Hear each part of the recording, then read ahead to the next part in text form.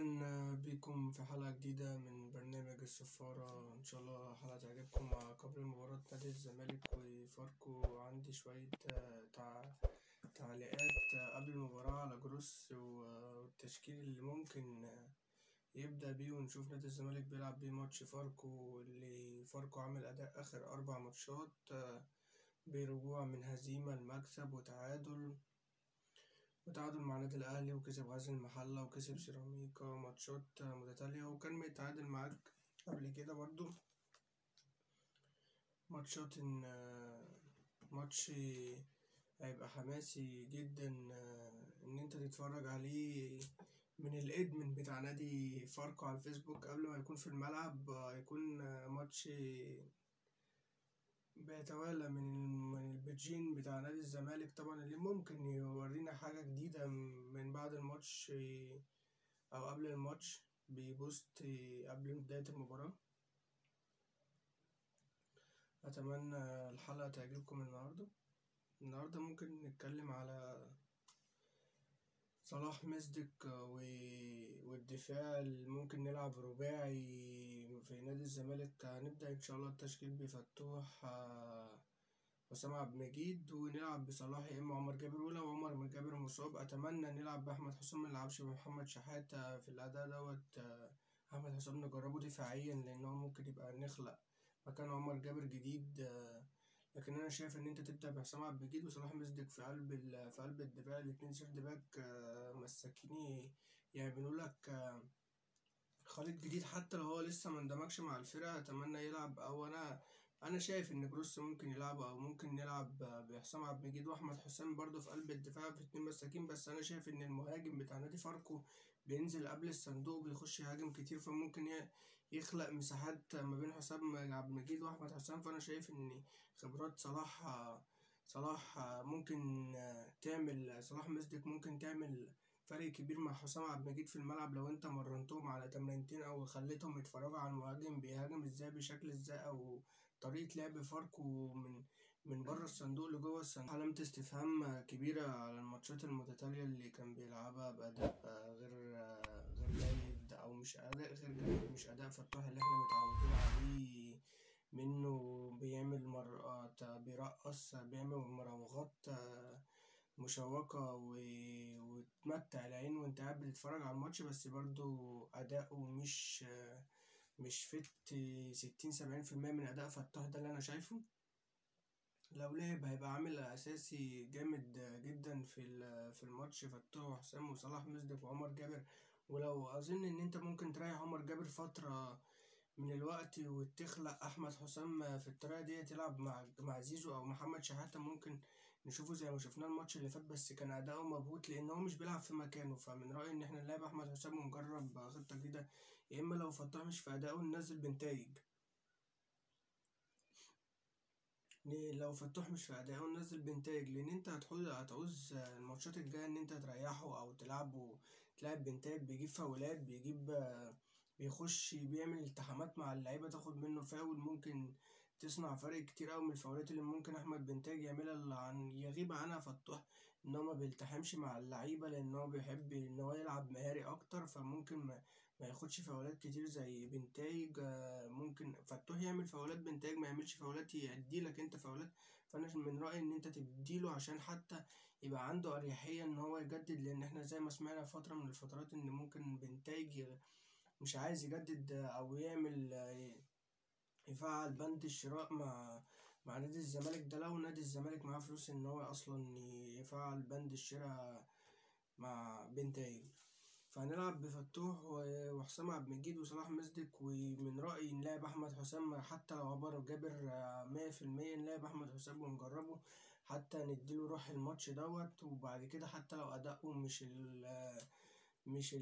50 أو 60-70%، ندي عمر جابر في الشوط التاني بعد ما رجوع من الإصابة. بس أنا عارف إن جروس هيلعب بمحمد شحاتة وممكن يبقى ده علامة استفهام. هنلعب في خط النص. انا شايف ان انت لو عبد الله السعيد رجع من الاصابه هتلاعب اجباري، مش هتختار. هتلاعب محمود مجاهد بعد حصوله على رجل المباراه. والنادي الزمالك بيشجعوا بطريقة ممتازة يعني. فأنا شايف إن محمود جهاد ودونج هيبقوا في قلب خط النص، مع قدامهم عبد الله السعيد، يا إما هتدخل محمود جهاد مكان عبد الله السعيد وتنزل محمد السيد جنب دونجا. وشايف إن هو عمل أداء وأسيست رائع لمصطفى شلبي من الجون اللي فات، وفرحته بالجون كانت أداءها شكلها حلو. لعيب عنده روح، شاب لسه طالع.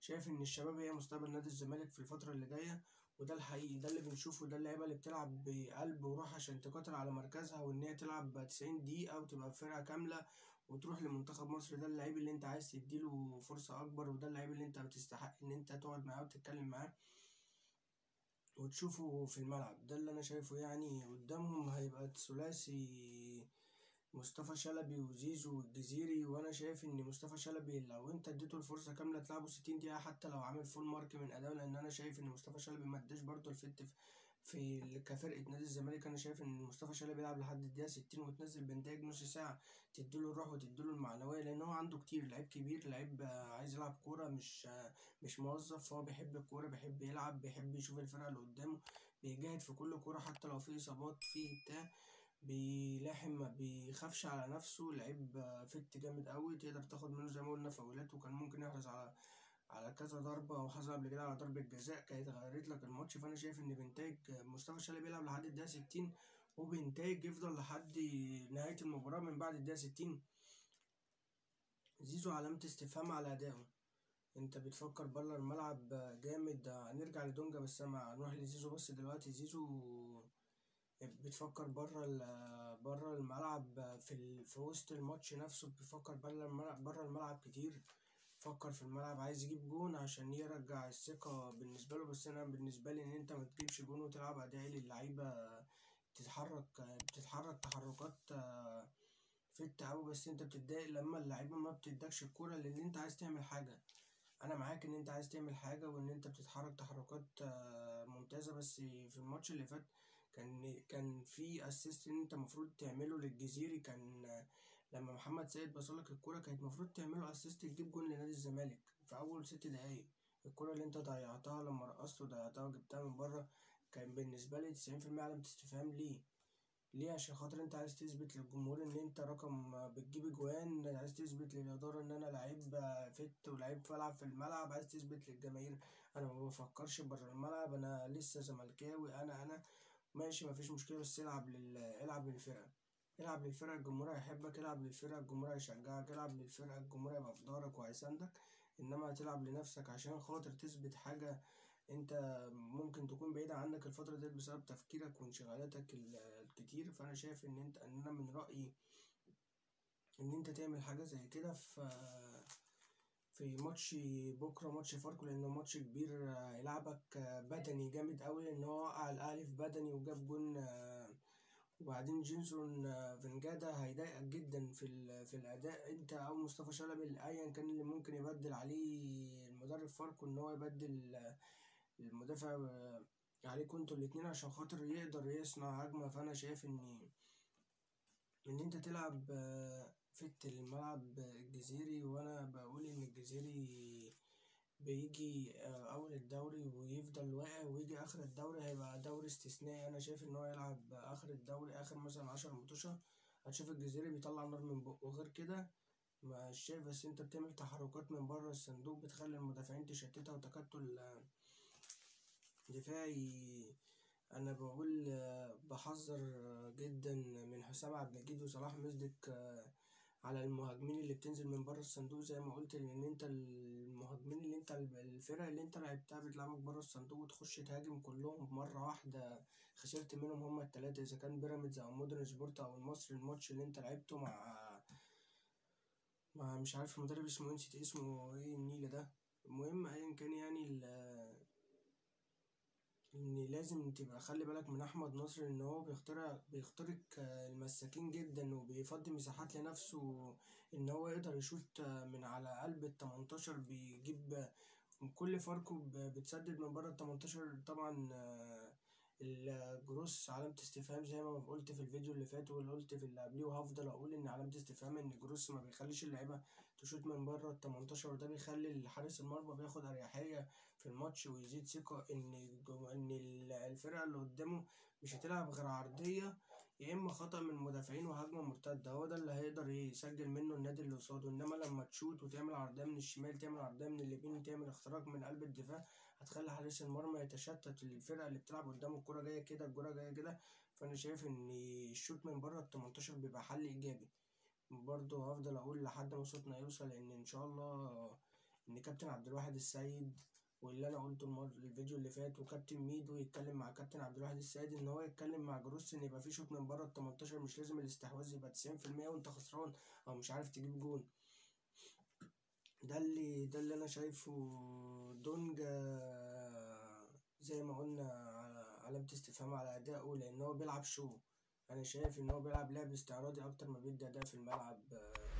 يعني أبوس إيدك أبوس إيدك يا دونجا، ركز في الملعب، ركز على اللعيب محمد فكري، لأن هو بيشوط من بره ال 18 جامد قوي وخطر جدا، لأن هو عنده رؤية للملعب جميلة، وكان حل من الحلول الماتشة اللي فاتت لنادي فاركو إن هو يحرز هدف ويصنع هدف. فبالتالي لازم دونجا يركز قوي، يا إما ننزل محمد سيد، لأن محمود جهاد بيلعب لجوه جامد. حتى لو في وجود عبد الله السعيد هتشوف محمود مجاهد بيلعب للقلب جامد قوي، زي ما شفنا الماتشات اللي فاتت. محمد شحاتة لما عمل اسيست لمصطفى شلبي في الماتش، هتلاقيه برضه مكان محمد شحاتة في الماتش اللي زاد محمود جاهد. فهيخلي دونجا عليه عامل كبير قوي مع محمد فكري، ان هو يبقى ظهر في ظهر او مان تو مان، زي ما بنقول مان تو مان مع اللعيب نفسه.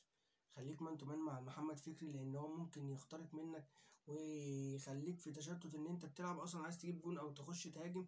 فانت بالتالي بيبقى لك 3 4 ماتشات. هسيبك من الجون اللي انت جبته ده، جون ماشي على دماغنا من فوق، بس انا بقى زي ما بقول لك انا ما عنديش مشكله ان انت ما تجيبش جوان، ما تحرزش هدف على المرمى، ما فيش اي ادنى مشكله، بس يبقى عندك تلعب لروح الفريق. هي دي الفكره اللي انا بتكلم فيها. محمد فكري زي ما قلنا واحمد ناصر هتشوفوا منهم اداء قدام نادي الزمالك، لان ده ماتش كبير، انت بتلعب قدام نادي الزمالك.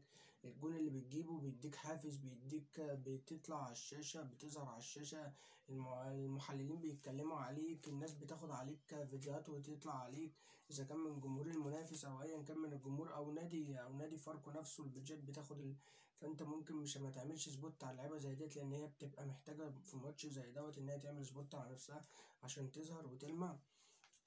فانا بقول ان محمد فكري واحمد ناصر هيبقى 90% من اداء فاركو عليهم هما الاتنين، ما كانوش هيلعبوا يعني بفت جامدة قوي. فانا شايف انك لازم تنبه دونجا ان انت تعمل حاجة مع محمد فكري، عشان خاطر دونجا بيلعب شو جامد قوي، بيلعب لعب استعراضي اكتر من اللازم يعني.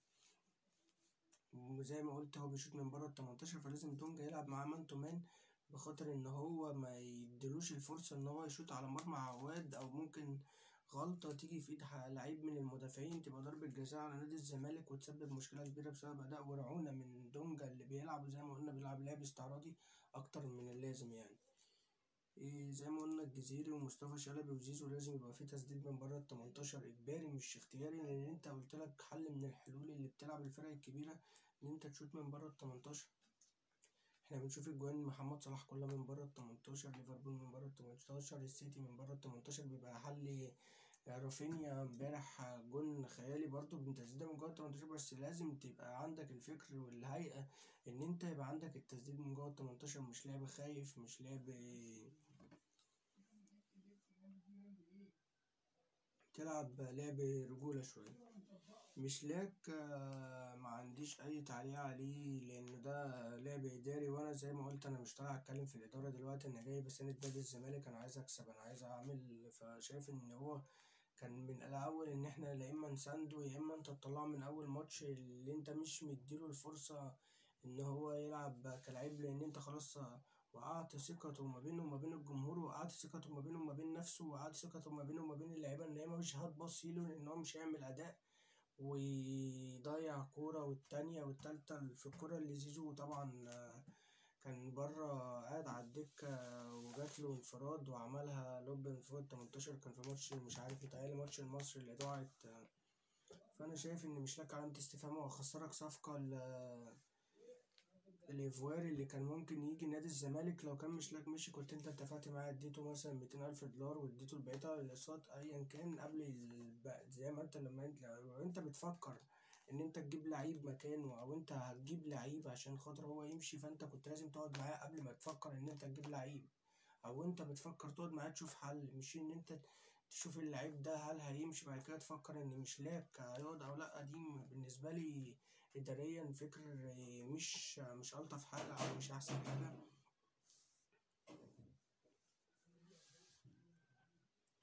زي ما قلنا علامة استفهام على اداء جروس الفترات اللي فاتت، وانا شايف اني شوط من بره ال18، وهفضل اقول وهفضل اعيد اني ما ينفعش تستحوذ طول الماتش، لان انت هتبقى عندك ماتشات تقيلة. الماتشات الجاية مش هتبقى محتاجة ان انت تستحوذ، هتبقى محتاجة ان انت تسيب الكرة للخصم عشان تعرف تمسك الكرة او تخلق مساحات لما الكرة تقطعها.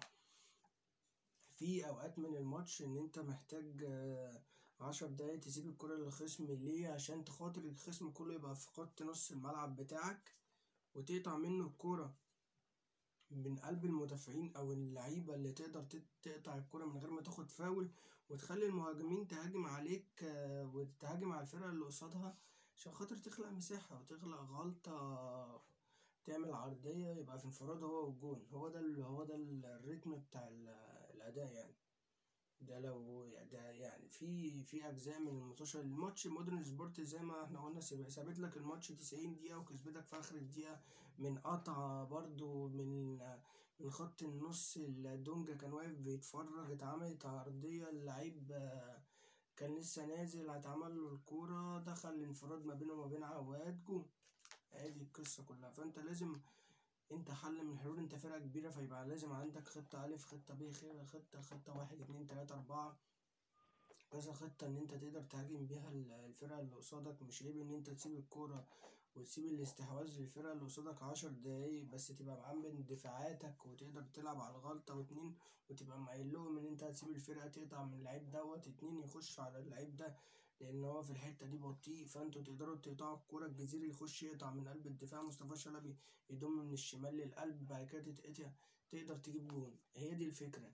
انما فكرة ان انت تبقى ماسك الكرة دايما 90 دقيقة ما يخشش فيك هدف، او انت خايف ان هو يخش فيك هدف فانت ما تقدرش تعمل عرضية او كرة مش متقنة او ما تتشطش من بره ال18 عشان ما تتقطعش وتعمل عليك عرضية تدخل في الجون. ده غلط، فكرة غلط طبعا. زي ما قلنا في اول الفيديو هيبقى في ند جامد قوي ما بين البيلج بتاع صفحة نادي فاركو، بيتعامل بحنكة، بيتعامل بشو أكتر من اللازم، وهو ده اللي حبه. إذا كان جماهيره مش موجودة ماشي ما عندناش أي مشكلة، بس في ناس هتتابعه بسبب حنكته وبسبب كلامه. إن شاء الله الماتش هيبقى حماسي جدا، وأتمنى الفوز لنادي الزمالك، وأتمنى الحلقة تكون عجبتكم.